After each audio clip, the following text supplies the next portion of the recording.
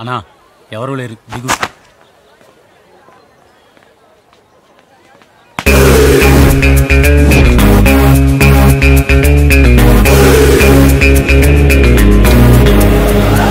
అన్నా అది ఇచ్చేయనా? ఇది కదనా అది.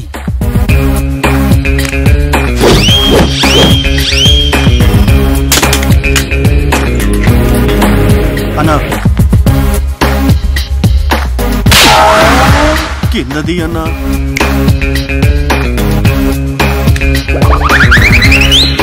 అన్నా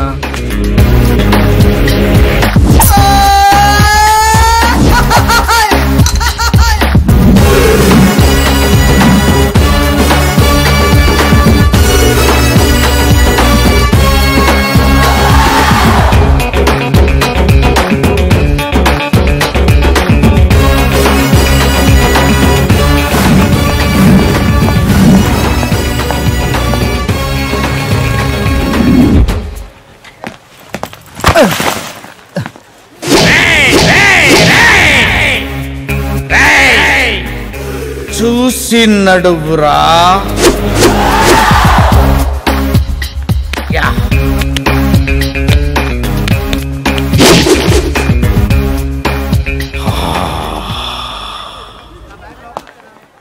ఫామ్ ఫిల్అప్ చేయండి. Thank you.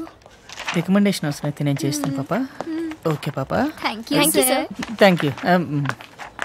ఓ, పోలీస్ డిపార్ట్మెంట్లో ఇంత పొట్టోడు కూడా ఉద్యోగం ఇస్తారా? మీరెవరు సార్?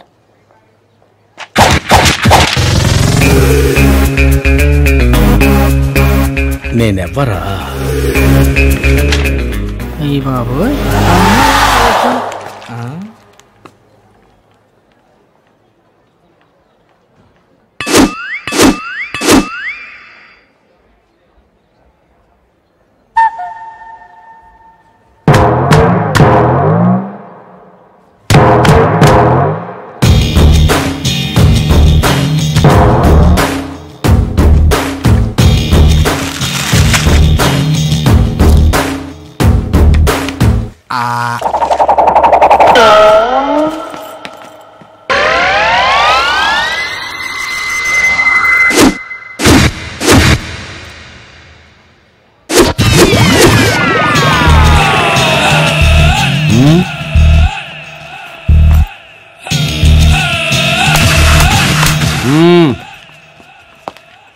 అకాడమీలో కూడా ఎంత అందమైన అమ్మాయిలు ఉంటారని ఊహించలేదు తెలుసా. సమయాన్ని దొరికారు.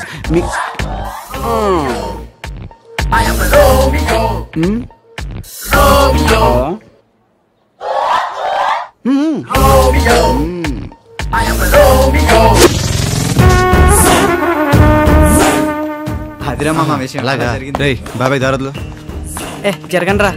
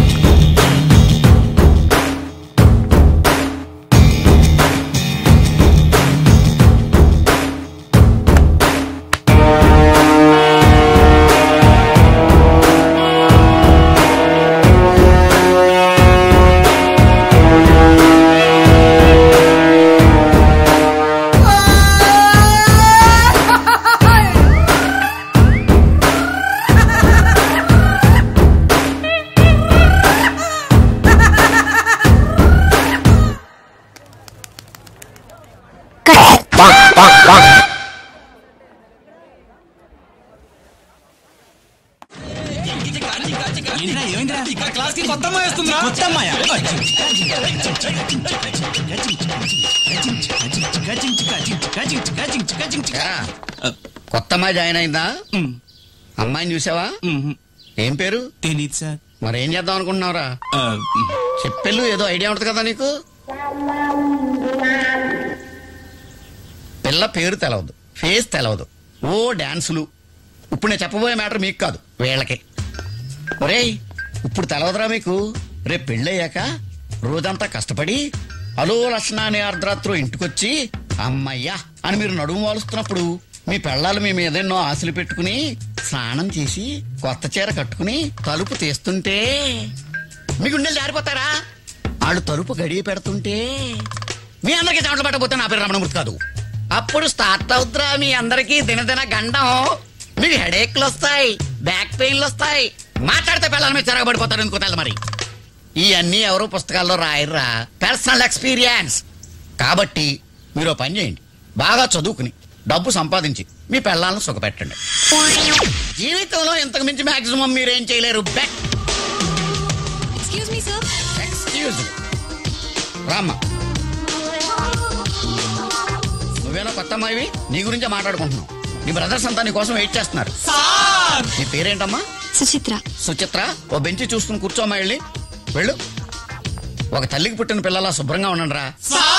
అంతే మరి. నీ పాపం పండెను నేడు, నీ భరతం పడతా చూడు, నీ పాలిట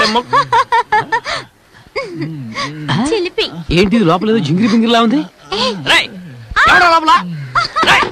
లోపల బయటికి నీకే చెప్పేది. దొంగకోటి పుట్టే మొహం ఏంట్రా? ఏం జరిగింది? ఎవరి ఆడలేడి? అవును, మోటార్ రూమ్ లో ఏం చేస్తున్నారా? ఏదో అడ్రస్ అడిగింది మూర్తి, కాస్త డీటెయిల్ గా చెప్తున్నాను. అడ్రస్ అడిగిందా? అడ్రస్ అడిగితే బయట చెప్పచ్చు కదరా, లోపల ఎందుకు తీసుకెళ్ళేవరా? ఓహో, అందుకే హౌసింగ్ బోర్డు లో నీళ్లు రాలేదు అంటున్నారు. ఎలా వస్తాయరా? నువ్వు మోటార్ రూమ్ లో ఈ పని చేస్తే అక్కడ నీళ్ళు ఎలా వస్తాయి? నువ్వు ఒక పెద్ద మనిషి అనుకుని కబడ్డీ టీమ్ లో చేర్చుకుని నీకు మర్యాద ఇస్తే ఇక్కడ ఇలా లుచ్చా పని చేస్తావా? నేను కబడ్డీ ఆడిన రోజే చెప్పాను కదా మూర్తి, నా పెళ్ళం టచ్ చేసి 6 నెలలు అయిందని.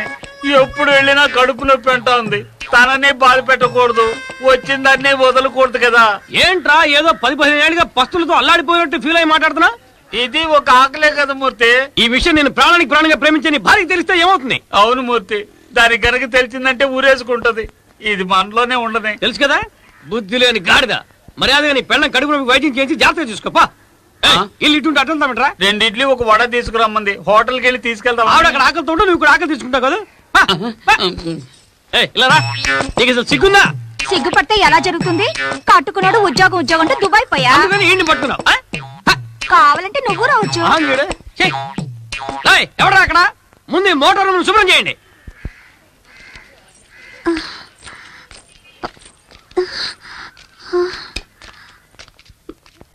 ఏ రత్తాలు, ఏంటి మొగుడు కోసం చూస్తున్నావా? ఎప్పుడు కడుపు నొప్పి అంటుంటే వాడే అవసరం తీలేదరా? వాడు వేరే దాన్ని చూసుకుంటే ఏంటండి మీరనేది? సరే, ఏం భయపడకు. పోను అన్ని సర్దుకుంటాయి. నువ్వు నీ ఆరోగ్యం చూసుకుని వాడు కూడా అప్పుడప్పుడు సంతోషపెడుతుండు. ఇప్పుడు ఎక్కడున్నారండి ఆయన? వస్తున్నాడా? అయ్యో, నా మొగుడు వస్తున్నాడట. ఎవడది పీటీ ఉషాలో పరిగెత్తున్నాడు? ఆయన ఒక బాక్సర్, ఊరికి చూసెడుతున్నాడు. చూసెళ్తున్నాడా? ఓహో, ఆ రూట్ లో పోతుందా కదా. ఈ మొగుడు 1 వేలో వెళ్తుంటే నువ్వు హైవేలో వెళ్తున్నావా? ఇది రత్తాలు, పోతే పోయారు గానీ యాక్సిడెంట్ చేసుకోకండి. తోలేవాడు సరిగ్గా తోలితే యాక్సిడెంట్ ఎందుకు అవుతుంది?